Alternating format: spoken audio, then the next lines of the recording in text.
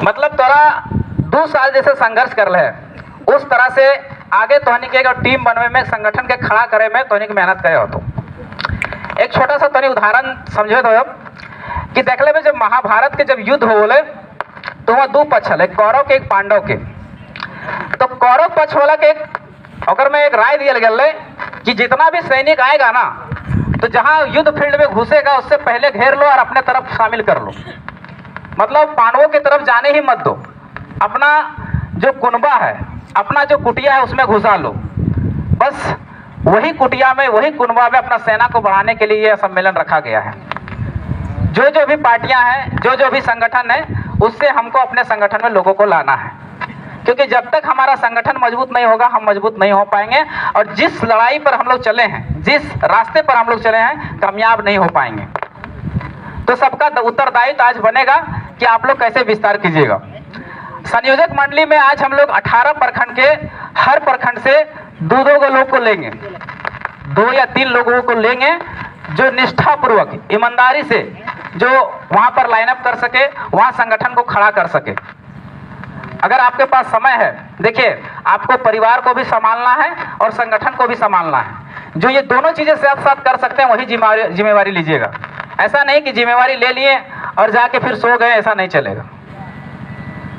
ये कोई पैसा नहीं देगा आपको, कोई दारू नहीं देगा, कोई मुर्गा नहीं देगा। आपको खुद से जाना होगा और खुद से खटना होगा, खुद से लाइनअप करना होगा। तो जो प्रखंड का जिम्मेवारी लेना चाहते हैं कि हम अपने प्रखंड का यहाँ से जो कमेटी बनेगी वो कमेटी के साथ में 2 कमेटी के साथ में जो वहाँ चुन के भेज दिया जाएगा। यहाँ से जो प्रभारी, केंद्रीय टीम के प्रभारी हैं, वो 4 प्रभारी, जैसे 11 प्रभारियों को दिया गया है, 3 टीम में बटेंगे और तीनों टीम में 6 या 18 यानी 3 जोन में हम लोगों ने बांटा है रांची को। वो 3 जोन में जाएंगे। वहाँ जिस प्रखंड के जिस प्रभारी को चुना गया है उनका काम इतना रहेगा कि वहाँ प्रखंड के सभी पंचायत, यानी मान लिया जाए अनगढ़ा प्रखंड में अगर 18 पंचायत है तो 18 पंचायत के लोगों तक सूचना पहुँचना चाहिए कि आज प्रखंड का विस्तार होना है। समझ में? अब वहाँ भी हम लोग क्या करेंगे कि एडहॉक कमेटी बनाएंगे प्रखंड का, संयोजक मंडली, जिसका काम रहेगा कि पंचायत में जाकर वहां अध्यक्ष, सचिव, कोषाध्यक्ष चुन देना है। मतलब परफेक्टली उसको चुन देना, जैसे एक पार्टी का प्रारूप होता है, जैसे एक संगठन का प्रारूप होता है। वहां एडहॉक कमेटी नहीं बनेगा, डायरेक्ट पंचायत का विस्तार हो जाएगा जो हमेशा के लिए रहेगा। और उसमें सभी जाति, धर्मों, लिंग, संप्रदाय का ख्याल रखा जाना चाहिए। इस संगठन का पहला रूल। उसके बाद उस पंचायत के जो कमेटी रहेगा उसका काम क्या है कि जितना बूथ स्तर या वार्ड स्तर है उसका पंचायत में, मान लीजिए 5 है तो 5 में जाके उसका विस्तार करना है। उसमें क्या करना है कि 10 लोगों को एक टीम बनाना है और 10 को एक प्रभारी बना देना है। ये डायरेक्ट आपको एक PDF मिलेगा केंद्रीय कमेटी की ओर से, जिसमें उसका प्रभारी बना देना है। सभी का क्या रहेगा, उसका टोला का उसका नाम रहेगा, टोला का नाम रहेगा, फोन नंबर रहेगा, पता रहेगा और उसका पैसा क्या है, ये चीजें रहेगी। जो केंद्रीय टीम के पास जो वहां पर बूथ का विस्तार करने के बाद वो जो प्रारूप रहेगा, वो जो PDF बनेगा वो सौंप देगा पंचायत वाले को। अब पंचायत वाले के जब वहां पर सारा चीज में, सारा बूथ में विस्तार हो जाएगा, पंचायत वाले सौंप देंगे प्रखंड वाले को और प्रखंड वाले सौंप देंगे जिला वाले संयोजक को और जिला वाले संयोजक जो है वो केंद्रीय टीम को, प्रभारी को सौंप देगी। बात हमारी समझ में आई आप लोगों की?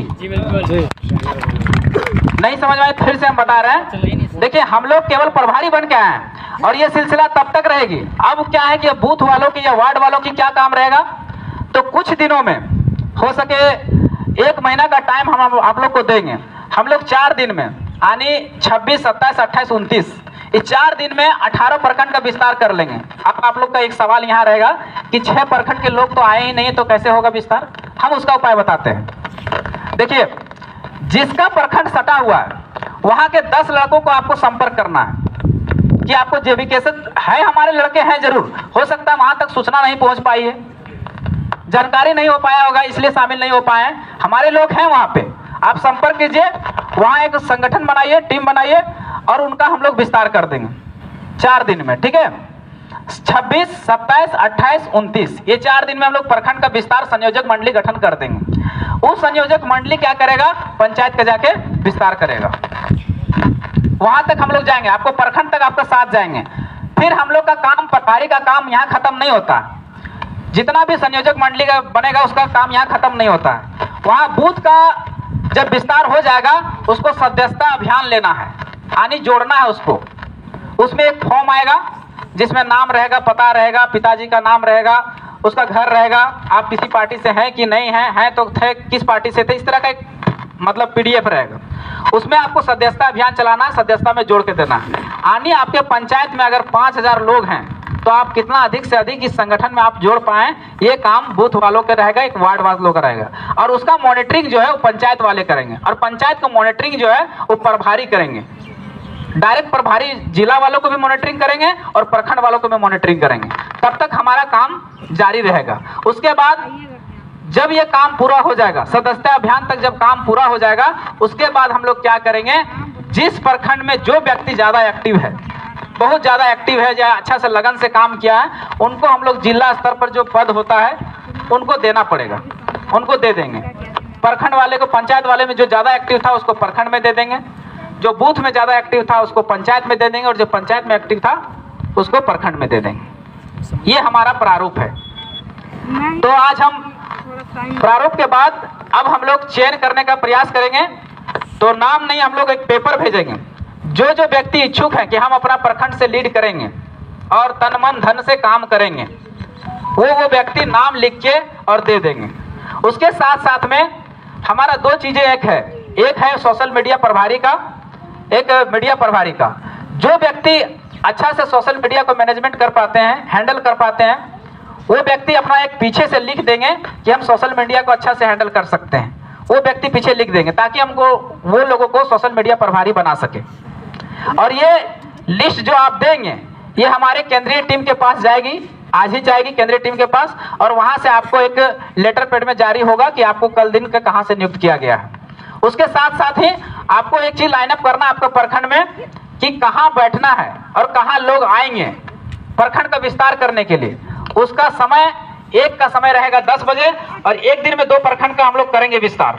तो एक का समय रहेगा 10 बजे और दूसरा का समय रहेगा 3 बजे या 2 बजे, ताकि 3 घंटे के डिफरेंस में हम लोग, ज़्यादा दूर तो रहता नहीं, एक प्रखंड है, हम लोग वहाँ कैप्चर कर सकें। ये हमारा प्रारूप है। बाकी जो मुद्दा है, मुद्दा के बारे में तो आप सब जानबे करते हैं कि हम लोग की लड़ाई किस चीज़ का है। हमको नहीं लगता है कि उस चीज़ के बारे में बताने की जरूरत है। बताने की जरूरत है क्या? नहीं। अगर बताने की जरूरत है तो हम डीपली बता सकते हैं। चाहे 1932 का खतियान हो, चाहे स्थानीय नीति हो, चाहे नियोजन नीति हो, चाहे विस्थापन नीति हो, चाहे खनन नीति हो, चाहे उद्योग नीति हो, चाहे क्षेत्रीय भाषा, चाहे जितनी भी मुद्दा है झारखंड में, हम सभी मुद्दों के बारे में खुद आंकड़ों के साथ, डाटा के साथ, जो भी डाटा आपको मांगना या चाहे कहीं भी आप फंसते हैं तो आप हमें डायरेक्ट कांटेक्ट कर सकते हैं। या विस्तार करे में कोई परेशानी होगी तो हमें डायरेक्ट आप कांटेक्ट कर सकते हैं, या हमारे टीम के लोगों को संपर्क कर सकते हैं। 11 टीम में से किसी को भी संपर्क कर सकते हैं। और कहीं अगर आपको लोग को लगता है विस्तार करने में या लोगों को समझाने में, बुझाने में कहीं आपको परेशानी होती है तो उसमें आप हमें डायरेक्ट कांटेक्ट कर सकते हैं। या किसी तरह के आंकड़े की ज़रूरत पड़े, बहुत सारा आपको जब विस्तार करने जाएंगे तो बहुत सारा सवाल आएंगे, कुछ सवालों का उत्तर हम दे देंगे।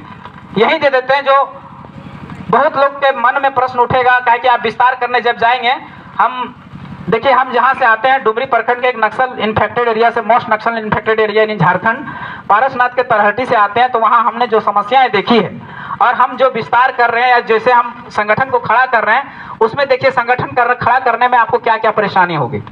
पहली बात, पहला परेशानी ये होगा कि लोगों तक सूचना नहीं पहुँच पाएगा।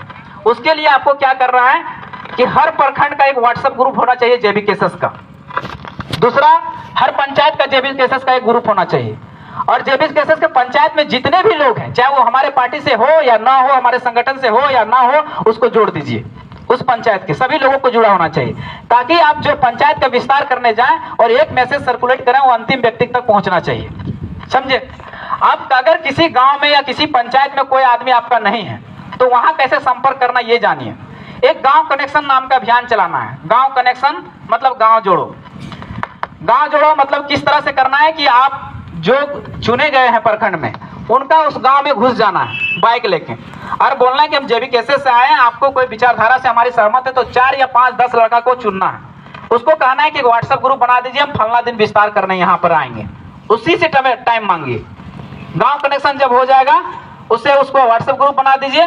फिर जिस दिन विस्तार करना रहेगा उस दिन मैसेज छोड़ दीजिए कि फलना दिन हम विस्तार करने आ रहे हैं। इससे संपर्क हो जाएगा।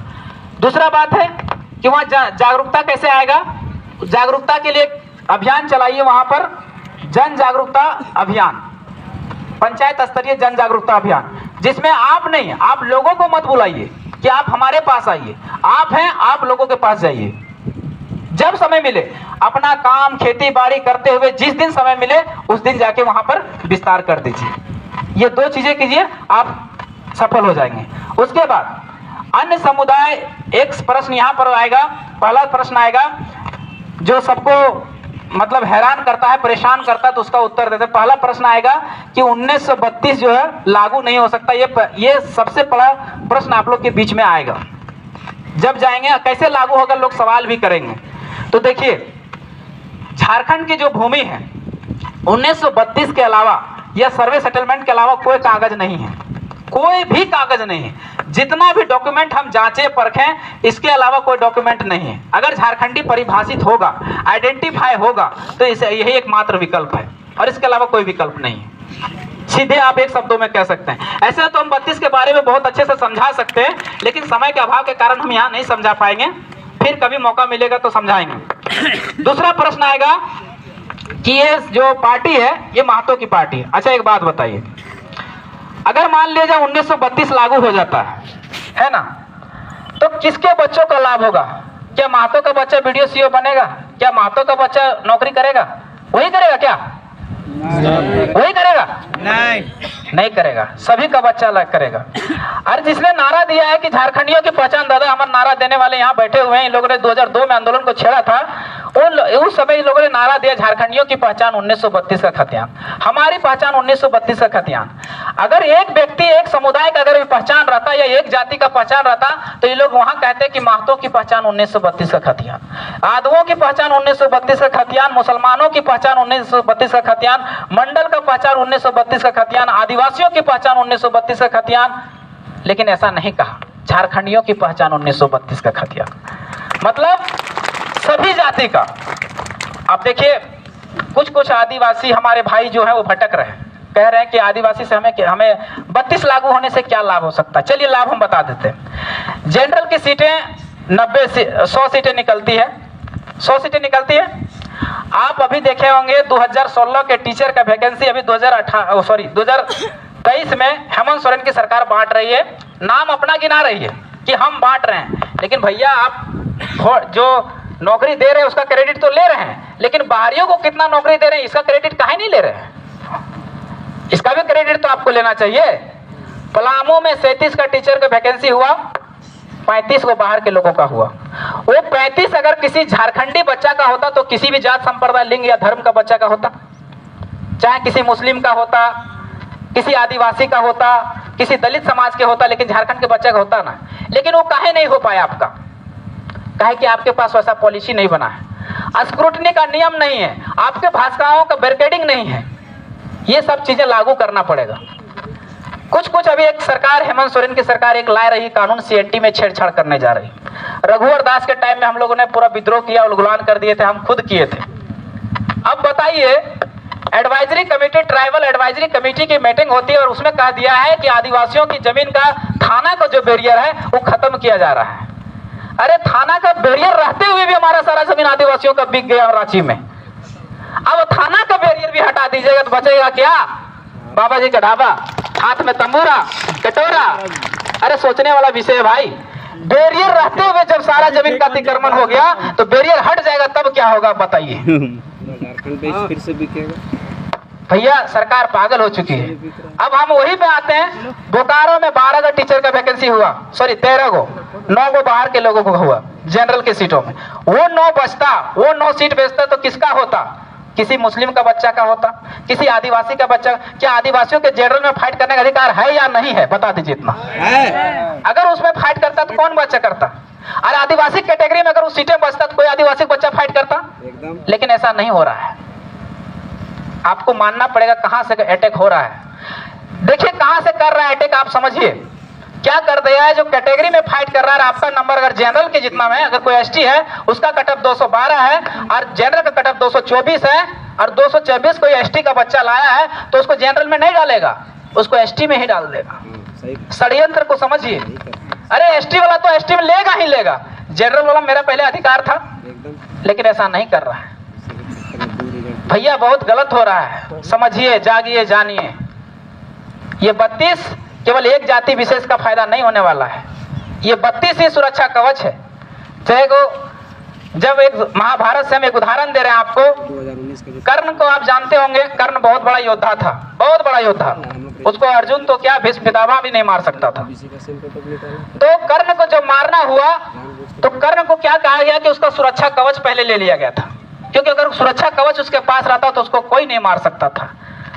इसी तरह से सीएनटी हमारा सुरक्षा कवच है। अगर इसको भेदा गया तो याद रखिए, आज नहीं, हमारा बॉन्ड पेपर है, ले आइए, कोर्ट से उठा के पेपर ले आइए, बॉन्ड में लिख देते हैं कि आज नहीं, झारखंड भौगोलिक रूप से तो रहेगा, लेकिन 40 साल बाद वो एकदम गुलाम रहेगा, वो भी बिहार का। लिख के बॉन्ड ले लीजिए, इंडिविजुअली तरीके से आप गुलाम रहेंगे। कागज में आप रहेगा कि आपका झारखंड है, लेकिन शासन सारा बाहरी लोग करेगा। ज्यादातर बिहार यूपी के लोग शासन करेगा, उड़ीसा और बंगाल के लोग शासन आप पे कर रहा और कर रहा है, ऐसा नहीं है। चलिए आप कुछ उदाहरण हम आपको पेश कर देते हैं। यहाँ आपका रांची में 3-4 यूनिवर्सिटी का नाम बता देते हैं। सेंट्रल यूनिवर्सिटी आपने कभी गया, आपके बच्चे पढ़ते होंगे? नहीं पढ़ते होंगे, हमको पता है। मेरा भाई पढ़ता है फिजिक्स में, एडमिशन लिया है, 45 सीट है उसमें, मात्र 3 बच्चा झारखंड का, 42 बाहर का पढ़ रहा है। कहाँ से? बंगाल का लड़का, उड़ीसा का लड़का, बिहार का लड़का, उत्तर प्रदेश का लड़का।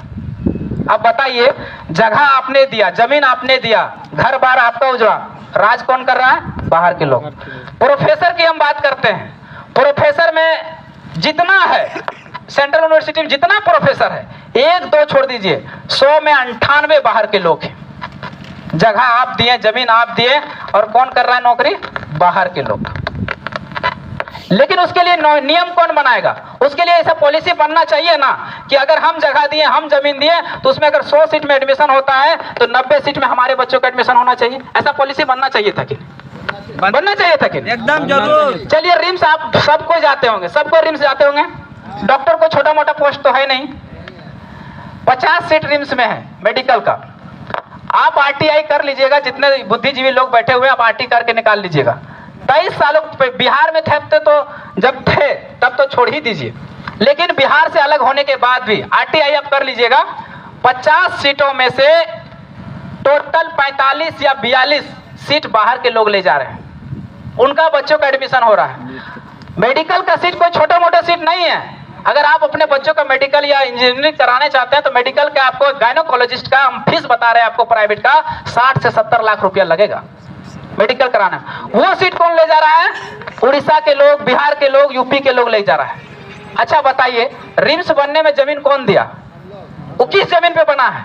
भुइहरी जमीन पे बना है, मुंडारी जमीन पे बना है, खुटकट्टी जमीन पे बना है, कोड़कर जमीन पे बना है। तो ये भुइहारी मुंडारी जो जमीन है, ये किसका बाप का था? बलिया छपरा आरा वालों के था? नहीं। किसी मुंडा का था, किसी उरांव का था, किसी महतो का था ना? तो फिर भैया लड़ाई काहे ना आप लड़ रहे हैं? आप देखिए, अगर हम झूठ बोल रहे होंगे, सामने रिम्स है, आप जाकर पता कर लीजिएगा। हम डाटा पे हमेशा बात करते हैं। चलिए, एक यूनिवर्सिटी और खुला है, रक्षा विश्वविद्यालय। रक्षा विश्वविद्यालय में 22 कोर्स होता है। ऐसे ऐसे कोर्स होता है जिसका आप लोगों ने नाम नहीं सुना होगा। Forensic lab. फोरेंसिक लैब वो होता है जब किसी का मर्डर हो गया और उसके जांच के लिए जो सैंपल भेजा जाता है, उसकी पढ़ाई होती है। आपके कई बच्चे पढ़ रहे हैं वहां पे, कई बच्चे पढ़ रहे हैं। एक भी नहीं। एक आपका ना? हाँ, 4 बच्चा। 100 सीट में निकाल लीजिए, एवरेज कितना पढ़ रहा होगा बताइए? 4 बच्चा पूरा झारखंड से पढ़ रहा है, समझने वाला है। हाँ, जहां से भी है 4 होगा, 100 में 4 होगा। ये तो दुर्भाग्य है। तो सेंट्रल यूनिवर्सिटी के लिए कानून बनना चाहिए था ना कि अगर 100 में एडमिशन हो तो 90 को हमारे बच्चों का होना चाहिए। 90 नहीं तो चलिए 75 होना चाहिए, कुछ तो लॉ होना चाहिए। एम्स खुला, एम्स का तो माई बाप नहीं है। अभी 55 सीट में एडमिशन हुआ वहां ऊपर, 55 में 46 बाहर के लोगों का एडमिशन हुआ है। कैसे आप कहाँ जाएंगे? जगह आप दे रहे हैं, जमीन आप दे रहे हैं, सारा जमीन आपका है, लेकिन कौन ले रहा है नौकरी? सब बाहर के लोग ले रहे हैं। इसलिए लड़ाई ये छोटी मोटी लड़ाई नहीं है, ये हमारे साथ साथ आने वाले भविष्य की लड़ाई है। आप अगर बच्चों को ग्रेजुएशन करा रहे हैं, पीजी पीएचडी करा रहे हैं, तो कहाँ जाएगा? कहाँ जाएगा? किस दुनिया में जाएगा? आप कर्नाटका जाइए तो सबसे पहले वहाँ कन्नड़ का प्रेफरेंस है। कर्नाटका भी देखे होंगे आप लोग, हम लोग बेंगलोर गए थे कर्नाटका सभा करने के लिए, देखे थे ना। वहाँ एक चीज हम बहुत अच्छा चीज देखे, आप एडिडास का शोरूम खुला है, वाइल्ड क्राफ्ट का शोरूम खुला है, सब चीज का वहाँ शोरूम खुला है, लेकिन वहाँ पता है प्रेफरेंस किसको दिया है? अगर वहाँ एडिडास का प्राइवेट शोरूम है उसमें 10 में से 7 वहाँ कन्नड़ के लोग काम करना चाहिए। और ये वहाँ के पार्टी जो क्षेत्रीय पार्टी है वो भी जाके अपने से जांच करती है। उसके साथ साथ में सरकार भी एक नीति बना के रखी है कि आपको 7 को रखना पड़ेगा कन्नड़ भाषी को। उसके साथ साथ में आपको यह है कि एडिडास का यहाँ देखे होंगे कि कभी नागपुरी में लिखा हुआ, मुंडारी में, संथाली में कभी लिखा हुआ नहीं, लेकिन आपको एडिडास के शोरूम में, वाइल्ड क्राफ्ट के शोरूम में, बड़ा बड़ा मॉल में, एशिया का सबसे बड़ा mall, Asia mall of Asia Bangalore में है, उसमें आपको एडिडास कन्नड़ में लिखा हुआ मिलेगा। ये क्षेत्रीय भाषाओं का महत्व है। पता है क्यों? क्योंकि अगर आप कन्नड़ जानेंगे तभी आप वहां अधिकार ले पाएंगे। अब बता दीजिए 100 में कन्नड़ है, 100 सीट वहां निकलता है, बता रहे हैं आपको 99% वहां 100 सीटों में 99 में एडमिशन कन्नड़ वालों का होता है, वहां अधिकार कन्नड़ वालों को मिलता है। ये बैरिकेडिंग है। अभी सरकार एक तर्क दे रही है कि उड़ीसा के तर्ज पर जैसे आदिवासियों की जमीन जो है गैर आदिवासी खरीद सकते हैं। अच्छा एक बात बताइए, उड़ीसा के मामले में हम किसी तरह हैं? उड़ीसा कहां बना 1936 में, हम कहां बने 2000 में? उड़ीसा इतना विकासशील राज्य बन चुका है, हम कहां पिछड़ा राज्य में, अति पिछड़ा है। पिछड़ा तो छोड़ दीजिए, अति पिछड़ा में हम हर चीज में निचले स्तर से जा रहे हैं। शिक्षा में अगर हम बात करें तो सबसे निचले स्तर पे है, हम अगर स्वास्थ्य में बात करें तो सबसे निचले स्तर पर है। खाली जैसे भारत पाकिस्तान से अच्छा वैसे झारखंड बिहार से अच्छा है। और इतना ही हम गर्व महसूस कर रहे हैं। और हम तुलना किससे कर रहे हैं? उड़ीसा से, कर्नाटक से, महाराष्ट्र से। कैसे होगा भैया? कर्नाटक बना ना अभी, आपके पास कर्नाटक का एक रूल बताते हैं। कर्नाटक का वहाँ मेडिकल की सीटें 2100 है। 2100 मेडिकल सीटों में वहाँ के सरकार ने पास किया कि हमको यहाँ पर 100% जो मेडिकल की सीटें हैं यहीं के बच्चों का एडमिशन होना चाहिए। और ये चैलेंजिंग हाईकोर्ट और सुप्रीम कोर्ट में भी हुआ, लेकिन वहां के सरकार ने तर्क दिया कि मेरा राज्य में अगर कर्नाटक वासियों को पहला अधिकार नहीं मिलेगा तो क्या बाहर वालों को मिलेगा? इसलिए हम यहाँ सुरक्षित करते हैं और सुरक्षित करके सारा में एडमिशन ले रहा है। लेकिन हम झारखंड में क्यों नहीं कर सकते? एक अच्छा गुड गवर्नेंस की जरूरत है और उसके लिए एक अच्छी मजबूत जो नीति नियमावली को जानने वाली एक सरकार की जरूरत है जो आपके लिए नीति और पॉलिसी बना सके। और उसके लिए हम संगठन को तैयार करने आए हैं। हम इतने बातों का कहकर अपने बातों को विराम देते हैं। धन्यवाद। जोहार।